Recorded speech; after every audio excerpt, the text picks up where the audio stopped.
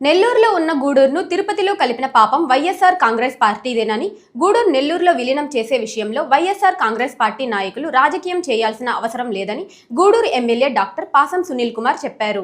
వైకాపా నాయకులు మాజీ మంత్రి నల్లపరెడ్డి ప్రసన్న కుమార్ రెడ్డి చేసిన ఆరోపణలపై ఎమ్మెల్యే పాసం సునీల్ కుమార్ గట్టిగానే సమాధానం చెప్పారు.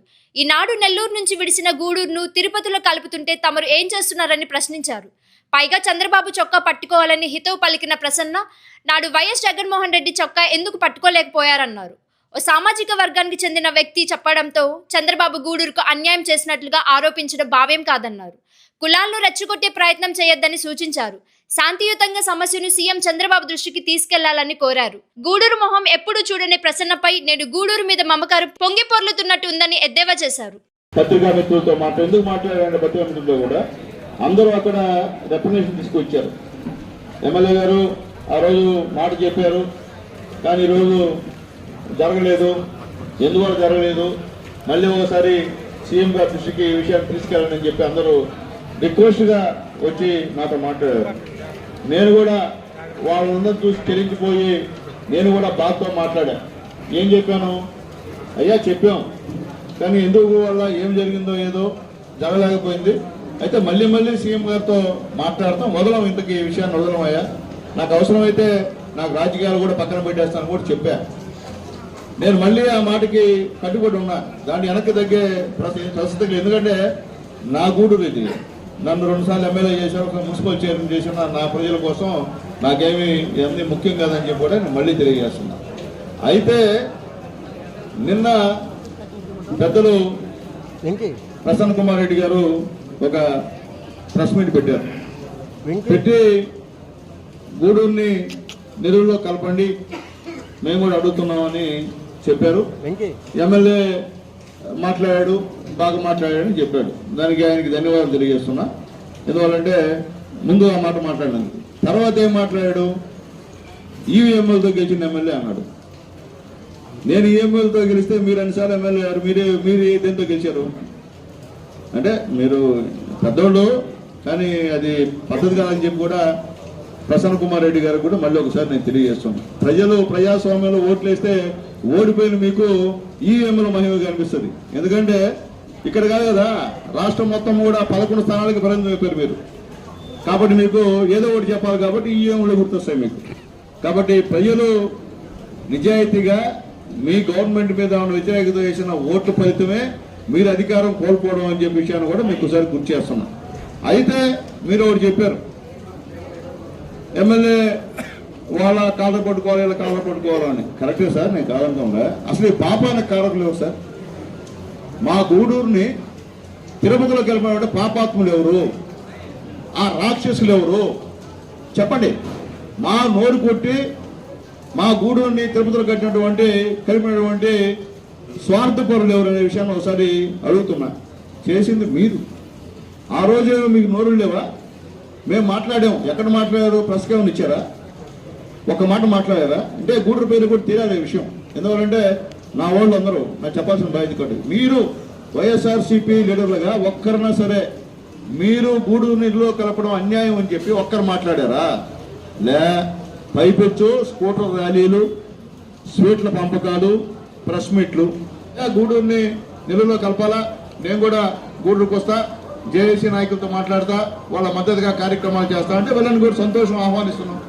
అట్లాకుండా నువ్వు ఆయన చొక్కా పడుకో, ఈ చొక్కా పడుకో అనే మాటలు మంచి పద్ధతి కాదు. మీరు పట్టుకోకూడదు చొక్కాలు. మీరు ఎన్ని చొక్కాలు చింపారు, ఎన్ని షర్ట్లు చింపారు? మీరు ఎవరన్నా ఒక్కరన్నా మీరు మాట్లాడారా? పైకి మాట్లాడతారు తప్ప ఆ రోజు మీరు చేసిన పాపం అది. మీరు మమ్మల్ని తిరుపతిలో కలిపింది, మేము పోతామని చెప్పరా? ఆ రోజు జిల్లాను పెంచింది మీరు, జిల్లాలో పెంచిన పాపానికి మేము బలైనాం. ఆ రోజు ఒక్క వైఎస్ఆర్సీపీ నాయకుడు మాట్లాడలేదే? ఏమో చెప్పండి, మీరే చెప్పండి. జేఏసీ నాయకులు కూడా మా గూడూరు పేర్లు కూడా దండం పెట్టి అడుగుతున్నా, ఒక్కరు మాట్లాడారా?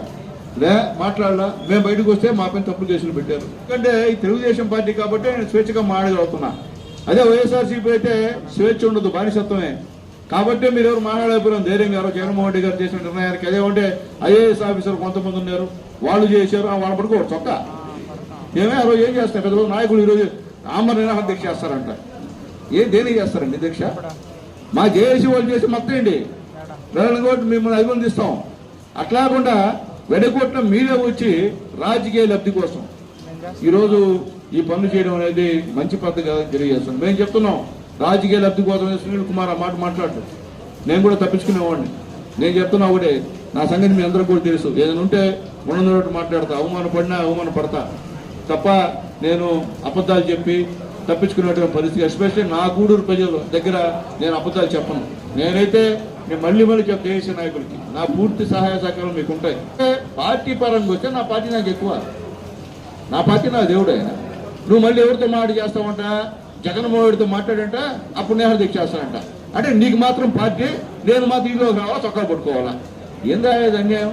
అదేమంటే ఒక సామాజిక వర్గం, ఇదే సామాజిక వర్గం వాళ్ళకి ఎమ్మెల్యే అయింది మీరు, వేరే సామాజిక వర్గం వాళ్ళు ఎమ్మెల్యే గారు మీరు ఏమన్నా? ఇప్పుడు మేము అనొచ్చు చేసింది మీరు సామాజిక వర్గం అని, కానీ మేము అనం. ఎందుకంటే అంత అవసరం లేదు మాకు, ఎందుకంటే ఉన్న వాస్తవాలు చెప్పాలి మీరు. అంతేగాని ఒక ఆయన ఉన్నాడు గూడూరులో, ఆయన చేశాడని ఆయనకి ఏం అవసరం అయ్యా? ఆయన వ్యాపారవేత్త, ఆయనకి ఏం అవసరం? నాలాంటి వాడిని 100 మంది పోతున్నారు ఆయన దగ్గరికి, అర్థమైందా? కాబట్టి అది మంచి పద్ధతి కాదు. ఎందుకంటే ఈరోజు ఈ రాష్ట్రంలో ఎంతోమంది ఎస్సీ ఎస్టీ బీసీ మైనార్టీని నాయకత్వాలు ఇచ్చి ఈరోజు పైకి తీసుకొచ్చిన పార్టీ తెలుగుదేశం పార్టీ అనే విషయాన్ని మర్చిపోవడం అనేది కూడా తప్పని నేను తెలియజేస్తున్నా. ఈరోజు మీరు ఎమ్మెల్యే అంటే ఎవరు వాళ్ళు అయ్యారండి? మీరు ఎమ్మెల్యే చెప్పండి. రాజకీయాల్లో కులాలు ఎందుకండి? రాజకీయాల్లో ప్రజలకు సేవ చేసి ఎవరన్నా ఏడరే, లేకుండా కులాలను పెట్టి మాట్లాడి రెచ్చగొట్టి ఆయన పోయి చెప్పాడు, ఈయన పోయి చెప్పాడు, తప్పది.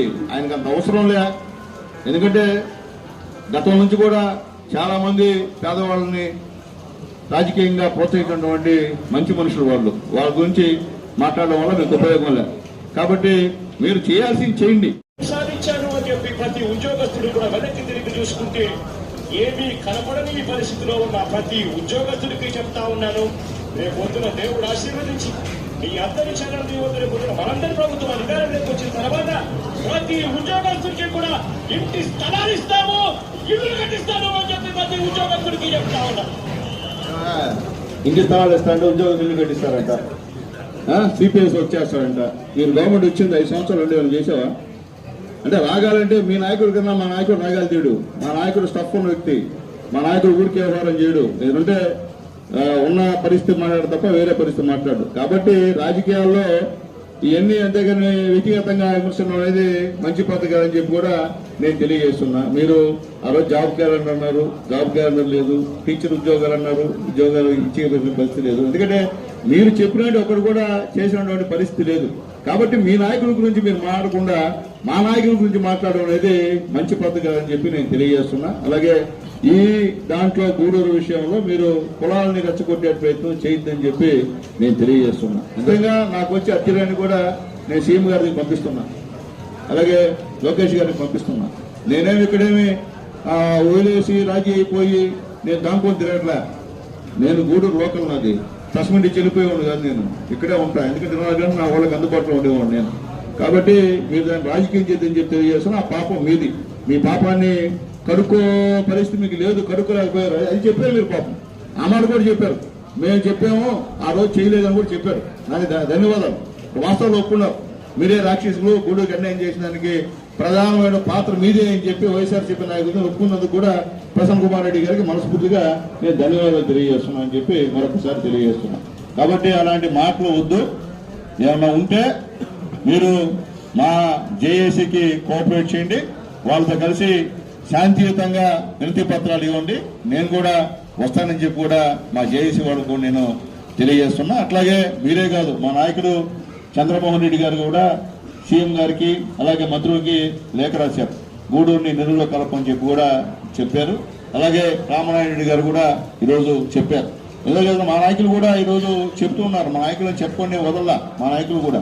కాబట్టి దానికి కారణం ఒకటే, ఈ తెలుగుదేశం పార్టీ, ఇది ప్రజల పార్టీ.